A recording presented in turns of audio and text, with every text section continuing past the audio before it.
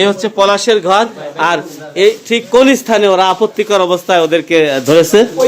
তোমার স্বামী হচ্ছে কি আজকে শবে বরাত, তিনি আজকে নামাজ পড়াইতে গিয়েছে, সেই সুযোগে তোমরা সদ্ব্যবহার করছো। কাপড় চোপড় উলঙ্গ অবস্থা আমাদের সামনে ছিল, আমরা ঠিক কাজ করতেছিল, একসঙ্গে শোয়া ছিল।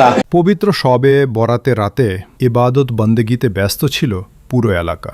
আর সেই সুযোগেই স্বামীর অনুপস্থিতিতে পরক্রিয়া প্রেমিককে ঘরে ডেকে এনে আপত্তিকর অবস্থায় ধরা পড়েছেন 3 সন্তানের এক জননী। মানে এই মেয়ের সঙ্গে তুমি অনৈতিক কাজ করতেছিল নাকি? অনৈতিক কাজ করতেছিল? হ্যাঁ, না, দরজা খোলা ছিল। একসঙ্গে শোয়া ছিল? জি না, শোয়া ছিল। কি অবস্থায় ছিল? যে দেখছে তার আপনি ডাক দেন। আচ্ছা, তোমরা কি অবস্থায় ছিল একই ঘরে এই শবে বরাতের দিন? তারপরে এই সন্ধ্যায় পলাশের ঘরে, তোমার স্বামীর ঘরে তোমার স্বামী নাই, তোমার স্বামী হচ্ছে কি আজকে যেহেতু শবে বরাত, তিনি আজকে নামাজ পড়াইতে গিয়েছে, সেই সুযোগে তোমরা সদ্ব্যবহার কর। স্থানীয়রা জানান, গৃহবধূর স্বামী পলাশ পেশায় মসজিদের ইমাম। শবে বরাত উপলক্ষে তিনি মসজিদে নামাজ পড়াতে গেলে বাড়ি ফাঁকা থাকে। এ সুযোগে ওই গৃহবধূ তার পরক্রিয়া প্রেমিক নুরুজ্জামানকে বাসায় ডাকেন। তুমি সন্ধ্যায় আজকে আসছো এখানে, আজকে জানো যে শবে বরাতের দিন, আল্লাহর একটা দিন, তো আজকে সন্ধ্যায় এসে তুমি তার সঙ্গে অনৈতিক কাজ করছো। কি করছো বলো? এই এলাকাবাসী কিন্তু জানে সব। বলো বলো। আমরা করি না, মানে আমি দুদিন, তোমার কাপড় চোপড় খোলা ছিল কেন? কাপড় চোপড় খোলা ছিল, আমি দুদিন যাবত এক প্যান্ট শার্ট পরা ছিলাম। কতদিন ধরে ওনার সাথে সম্পর্ক তোমার? কথা বলি 1 বছর যাবত। 1 বছর যাবত। এই কতদিন সম্পর্ক বলো? 1 বছর। 1 বছর। এর ভিতরে কতদিন তুমি ওর কাছে ছিলা? দিন আসছে, এর আগে একদিন আর আজকে একদিন। দুদিন। কয়দিন? মানে একদিন। সন্ধ্যার পর সন্দেহজনক চলাফেরা লক্ষ্য করে এলাকাবাসী বাড়িটিতে যান। পরে ঘরের ভেতর প্রবেশ করে তাদের দুজনকে আপত্তিকর অবস্থায় হাতে নাতে আটক করা হয়। দিন আগে আমি আসছিলাম, পরে আমারে বলছিল। আচ্ছা, আসছিলাম সেটা না, তুমি এই মেয়ে বলছে 2 দিন আসছো, তুমি 2 দিন আসছো? এই 2 দিন কোথায়? তুমি আর একদিন কোথায় ছিলা? একদিন দিনের বেলা আসছিল, সকালে আসছিল, 2 ঘন্টা থেকে চলে গেছে। স্থানীয়দের দাবি, তারা ঘটনাস্থলেই উভয়কে জিজ্ঞাসাবাদ করেন।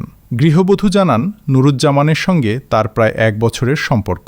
মোবাইল ফোনে কথাবার্তার মাধ্যমেই তাদের পরিচয় এবং পরবর্তীতে সেই সম্পর্ক গভীর হয়। তুমি কি চাচ্ছ? এই যে তোমার অনেক লোক কিন্তু তোমাদের বাড়িতে চলে আসছে, তোমার এই আপত্তিকর অবস্থায় বিষয়টা জানাজানি হয়ে গেছে, এখন কি করতে চাও? তুমি কি করতে চাও বলো? এখন আপনারা এই যে আমার জাত, এর আগেও কয়েকবার তারা একত্রে দেখা করেছেন বলেও জানা যায়। অন্যদিকে নুরুজ্জামান নিজেকে অবিবাহিত দাবি করে বলেন, সম্পর্কের জেরে তিনি সেখানে গিয়েছিলেন। ধরা পড়ার পর পরিস্থিতি অনুযায়ী বিয়ের কথাও জানান তিনি। এ ঘটনায় স্থানীয়দের মধ্যে ক্ষোভের সৃষ্টি হয়েছে। যেভাবে ধরছে, আমরা কি করব? তুমি কি এই মেয়েকে বিয়ে করবা? যদি আপনারা বিয়ে দিয়ে দেন আমি বিয়ে করবো। তোমার বয়স কত হয়েছে? আমার বয়স 20 বছর। 25 বছর। জি। ওর কাছে এনআইডি কার্ড আছে। এনআইডি কার্ড আছে? আচ্ছা, কার্ডটা দেখো তো। আর তোমার বয়স কত? তুমি তো আসলে মানে তোমার কয় ছেলে মেয়ে? 3। হ্যাঁ, 3 ছেলে। 3 ছেলে মেয়ে। কয়জন ছেলে? 1 ছেলে 2 মেয়ে। 1 ছেলে 2 মেয়ে। আর তুমি এখন পর্যন্ত কোনো বিবাহ করো নাই।